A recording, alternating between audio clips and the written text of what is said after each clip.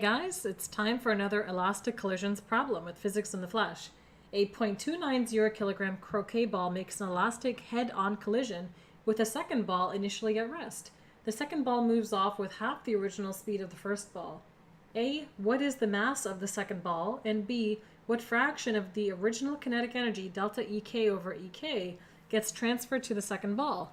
So, just like I did in video 123, I'm going to go ahead and draw a picture first, a before and after scenario of what's happening.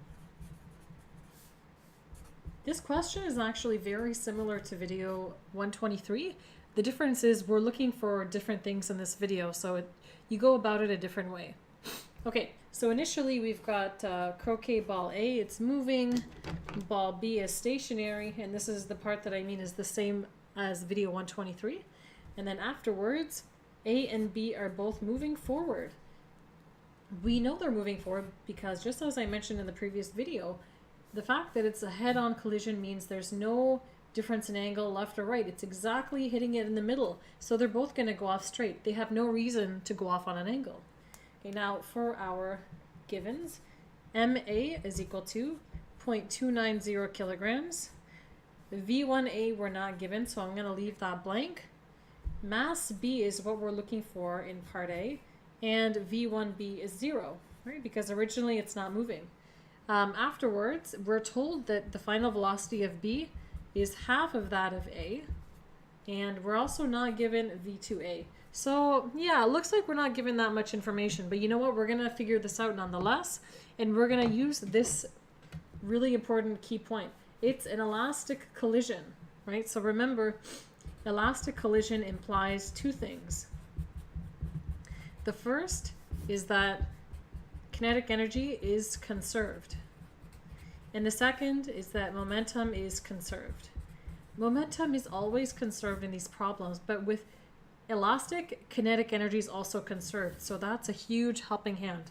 Okay, so I'm going to go ahead and start solving with momentum. So P1 equals P2. Okay, so initial momentum equals final momentum. I'm going to write down the expression for all of the pieces. So MAV1A plus MBV1B equals MAV2A plus MBV2B. Okay, so I know V1B is 0, right? So V1B being 0, 0 times anything is 0, so that disappears. And you're going to be left with MAV1A on the left. And in fact, I think we can simplify the right side a bit more as well, right? Because we know that V2B is 1/2 V1A. So we can actually plug that in as well.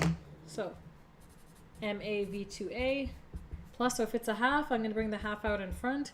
So 1/2 MBV1A. Okay, so notice I've got two V1As now. I'm going to bring this expression here to the left and subtract it, factoring out the V1A. Okay, so if I do that, I'm going to get V1A bracket MA minus 1/2 MB equals MAV2A. Okay, so next, I've got my V1A there. I'm going to go ahead and divide that out. Okay, so divide out the rest of it. So I have an expression for V1A. So V1A is equal to MA V2A over MA minus 1/2 MB. Okay, so I've got an expression for V1A there. I'm looking for MB. Now, the reason why I didn't isolate for MB is the idea is this. I'm trying to make two equations because I have two unknowns in this problem. So if I isolate for MB and then I plug it in somewhere else, the MB is going to disappear. So I don't want to solve for that right now. I don't know V1A, so solving for V1A here and then solving for V1A again in another expression, such as the one I'm going to get when I set EK1 equal to EK2, I set those two expressions equal to each other, removing the V1A, leaving me with what I want to find. Okay, so here's my next expression. EK1 equals EK2. So 1/2 MA V1A squared plus 1/2 MB V1B squared equals 1/2 MA V2A squared plus 1/2 MB V2B squared. Okay, so let's start simplifying again. The V1B is 0, so that entire expression disappears. And we know that V2B is 1/2 V1A. Okay, so, oh, you know what? I also have a half appearing in every term. Let's cancel that out as well. Lots of things happening there. Okay, good. So now we're left with MA V1A squared equals MA V2A squared plus MB 1/2 V1A squared. Make sure the squared is outside the bracket. So that, therefore, that squared gets applied to the half and the V1A. Okay, so next line I'm going to expand that out. So MA V1A squared equals MA V2A squared. So 1/2 squared is a quarter, so I'm going to bring that number out to the front. And then you've got your MB V1A squared. Okay, notice I've got V1A squared, V1A squared. I'm going to bring this part to the left, factor out the V1A squared. Okay, so V1A squared is equal to, or rather, bracket, MA minus 1/4 MB equals MA V2A squared. Okay, so take this bracket expression, divide it to the right. So you're going to get V1A squared is equal to MA V2A squared divided by MA minus 1/4 MB. Now here's the thing. This is an expression for V1A squared. This is an expression for V1A. Now, it's really not difficult to make this into V1A squared. Okay, instead of square rooting this, it's going to get really complex and look strange. I can just square the right and the left side of this expression here. Okay, if I want V1A squared, whatever you do to the left, you have to do to the right. So that means this expression is going to be squared. So it's going to be MA squared V2A squared. And because the denominator's in a bracket, that whole bracket gets squared. So therefore, I have a V1A squared expression here and here. I'm going to set these two equal to each other, and I'm going to solve for my unknown. Okay, so I'll do that on another piece of paper. Okay, so now I want to set these two pieces equal to each other. So I'm going to say V1A squared equals V1A squared. I realize it's redundant to write that, but I just want to write it so you guys see what I'm doing here. V1A, I'm going to plug those in from there. So I'll just solve this in blue now. So we've got MA squared V2A squared over bracket MA minus 1/2 MB squared. And we're going to set that equal to MA V2A squared divided by MA minus 1/4 MB. Okay, now while that might look a little bit crazy, not too bad. We're actually going to cancel out a lot of stuff. Okay, watch this. You've got MA on the right, MA on the left. So this MA cancels out with one of the MAs there. Both the V2A squared here gets canceled out with the V2A squared there. So that's good.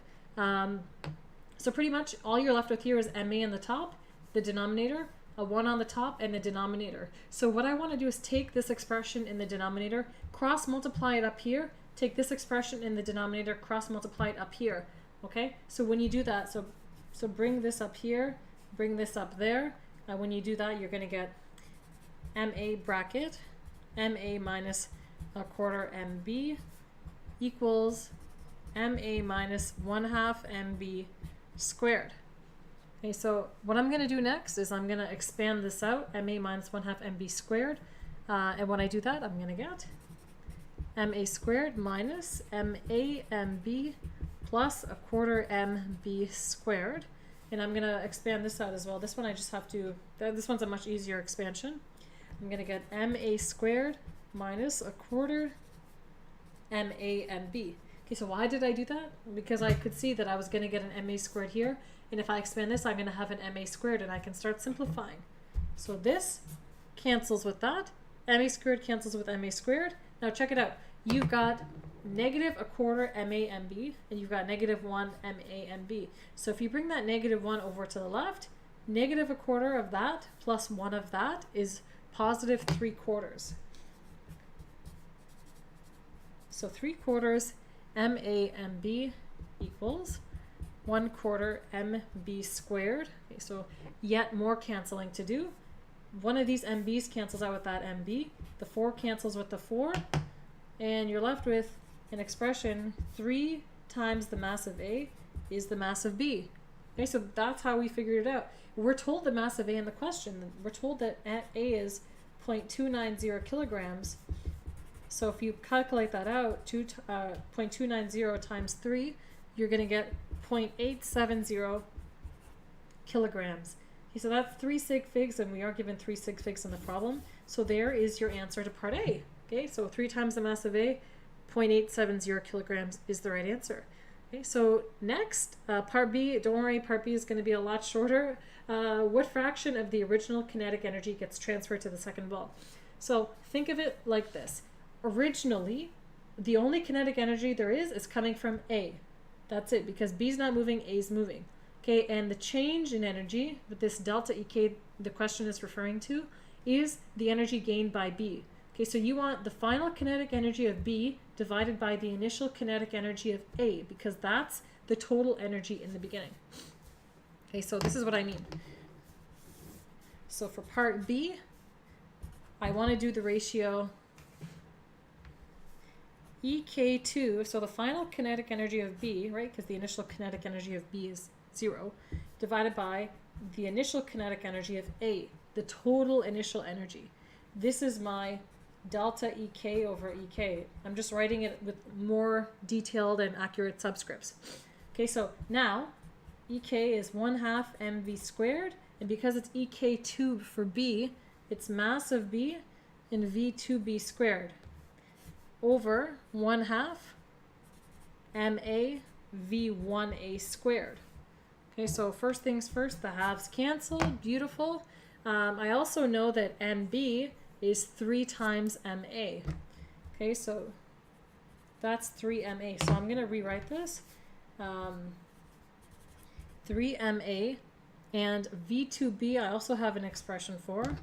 V2B is 1/2 V1A, but that needs to get squared, right? Because the V2B is getting squared. So if you square this, you're going to get 1/4 V1A squared. Okay, so 3, and then you've got the 1/4 V1A squared divided by MA V1A squared. So hopefully you see this is becoming quite beautiful actually. MA's cancel, V1A's cancel, and you're left with 3/4, or if you want to express that as a decimal, 0.75. So what fraction of the original kinetic energy gets transferred to the second ball? 75% of the kinetic energy gets transferred. So that's it for this video, guys. I'm going to stop it there. I hope you enjoyed it, and be sure to smash that like button if you enjoy my videos, and subscribe to Physics in the Flesh so that you're alerted of the new videos I post every weekday at 12 noon. Stay tuned tomorrow for video 125, Inelastic Collisions 1. What? Wait, who's back to school?